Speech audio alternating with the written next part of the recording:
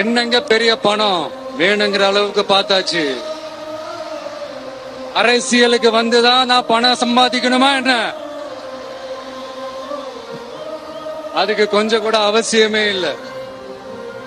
எனக்கு எல்லாத்தையும் எல்லாமும் கொடுத்த உங்களுக்காக உழைக்கிறத தவிர எனக்கு வேற எந்த எண்ணமும் எந்த வேலையும் இல்லை.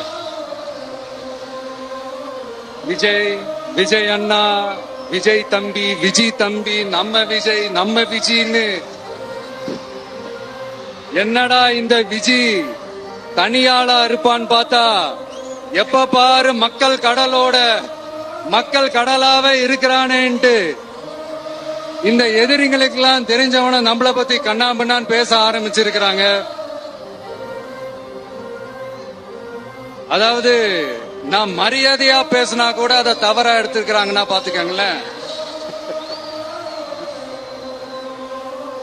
அதனால யார் என்ன சொன்னாலும் அறிஞர் அண்ணா அவர்கள் சொன்ன அந்த பஞ்சு தான், வாழ்க வசவாளர்கள் அப்படின்னு சொல்லிட்டு போயிட்டே இருக்க வேண்டியதுதான்.